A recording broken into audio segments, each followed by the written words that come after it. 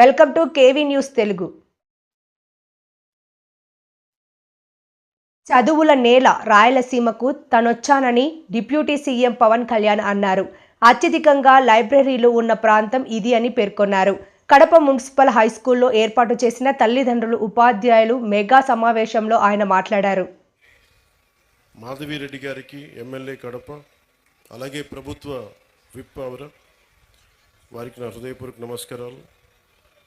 MLC teachers constituency represent చేస్తున్న వి రామచంద్రారెడ్డి గారికి, Kamalapuram MLA Shri పుట్ట చైతన్యారెడ్డి గారికి, అలాగే పొద్దుటూరు ఎమ్మెల్యే, ఈ మధ్యన మేమందరం కలిసి ఆయన పుట్టినరోజును జరుపుకున్నాం, శ్రీ వరదరాజుల రెడ్డి గారికి, ఎమ్మెల్యే పొద్దుటూరు, అలాగే స్కూల్ మేనేజ్మెంట్ కమిటీ చైర్మన్ శ్రీమతి శైలజ గారికి, అలాగే ఇక్కడ కార్పొరేటర్ శ్రీ కె సూర్యనారాయణ రెడ్డి గారికి, కలెక్టర్ అండ్ డిస్ట్రిక్ట్ మ్యాజిస్ట్రేట్ మన వైఎస్ఆర్ కడప జిల్లాకి శ్రీ శ్రీధర్ చెరుకూరి గారికి, అలాగే కృష్ణతేజ ఐఏఎస్ గారికి, కమిషనర్ పంచాయతీరాజ్ శాఖ శ్రీమతి ఆదిత్య సింగ్ గారికి, ఐఏఎస్ జాయింట్ కలెక్టర్, అలాగే ఎస్పీ కడప జిల్లా ఎస్పీ శ్రీ విద్యాసాగర్ నాయుడు గారికి నా హృదయపూర్వక నమస్కారం.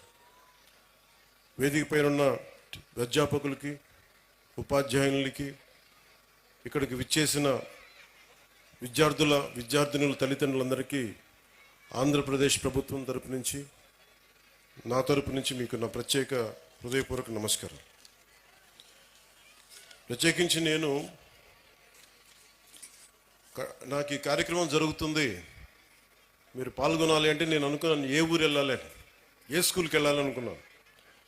సహజంగా నన్ను పిఠాపురంకి పరిమితం చేస్తారు, కానీ నేను కడపని ఎందుకు ఎంచుకున్నాను? కడప జిల్లా అంటే రాయలసీమ అత్యధికంగా లైబ్రరీలు ఉన్న ప్రాంతం ఇది. ఒకప్పుడు అత్యధికంగా రాయలసీమలో అంతా, ఇంకా ఆంధ్రప్రదేశ్లో ఇంకెక్కడా లేవు అన్ని గ్రంథాలయాలు. సరస్వతి గ్రంథాలయం అని కానీ, మనకి పులివెందులు కానీ, ఇలాంటి గ్రంథాలయాలు ఒకప్పుడు వెలసిల్లిన ప్రాంతం అది. అంటే చదువుల నేల ఇది. సో అలాంటి చదువుల నేలకి నేను ఇక్కడికి వచ్చి సరస్వతి నమస్తుభ్యం అని చెప్పి నేను ప్రారంభించి పూర్తి చేసి మరి ఇక్కడికి వచ్చి ఈ అవకాశం ఇచ్చినందుకు నాకు మనస్ఫూర్తిగా నాకు చాలా చాలా ఆనందంగా ఉంది. ఈరోజు మీకు నేను ఏం చెప్పాలి, ఇవన్నీ ఒకటి అనుకుంటే నేను ఒకటే నిర్ణయం తీసుకున్నాను. నేను మీతో పంచుకోవడానికి వచ్చాను నా భావాలు. చాలా గొప్ప నేల ఇది. ఒక మొల్ల రామాయణం, ఒక అన్నమయ్య, మొల్ల, వేమన, పుట్టపర్తి నారాయణాచార్యులు గారు, ఒక చంద్ర పుల్లారెడ్డి గారు, ఒక తరిమేల నాగిరెడ్డి గారు, బళ్ళారి రాఘవ, కేవీ రెడ్డి గారు, బుయ్యాలవాడ నరసింహారెడ్డి గారు, గారిచెర్ల హరిసర్వోత్తమరావు గారు, ఇలాంటి మహానుభావులు ఎంతోమంది రాయలసీమ నేల నుంచి వచ్చారు. అలాంటి నేలకి తిరిగి పునర్వైభవం రావాలి. రాయలసీమ అంటే అభివృద్ధికి వెనకబాటు కాదు, అవకాశాలకి ముందుండి నడిచే ప్రాంతం అనేది మనందరికీ అనిపించుకోవాలి. ఇందాక మేడం మాధవరెడ్డి గారు చెప్తా ఉంటే నీటి సప్లై సమస్య ఉంది,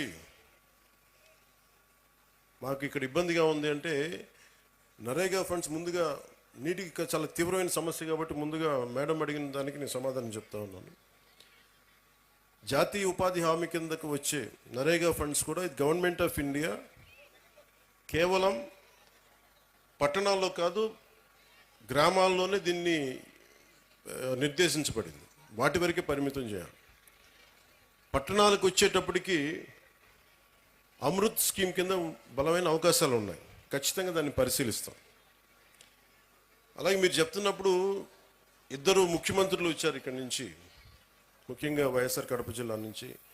ఎవరు ఎక్కడి నుంచి వచ్చారని కాదు, కానీ ఎంత చేసుకున్నారనేదే ముఖ్యం. ఎందుకంటే దేశాన్ని అంతా ఒకలా చూడాలి, రాష్ట్రాన్ని అంతా ఒకేలా చూడాలి. మీ దృష్టికి, మేడం దృష్టికి తీసుకొస్తుంది.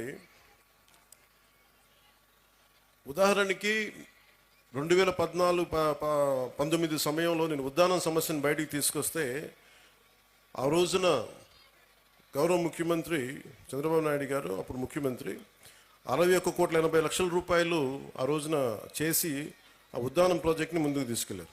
అది గత ప్రభుత్వం దాన్ని పూర్తి చేసింది. అలాగే ఇంత కడప నీటి సమస్య ఇంత తీవ్రంగా ఉందనేది నాకు మాధురెడ్డి గారు చెప్పే వరకు నాకు తెలియలేదు. ఎందుకంటే ముఖ్యమంత్రులు ఇద్దరు వచ్చారు కాబట్టి అసలు ఇక్కడ సమస్యలన్నీ తీరిపోయి ఉంటాయి నేను అనుకుంటే నాకు అర్థమైంది ఏంటంటే ఇక సమస్యలు తీరలేదు, ఇంకా చాలా బలంగా నీటి ఇంకా ఇబ్బందిగా ఉంది అనడానికి ఉదాహరణకి మొన్న మేము క్యాబినెట్లో 45,000 కోట్ల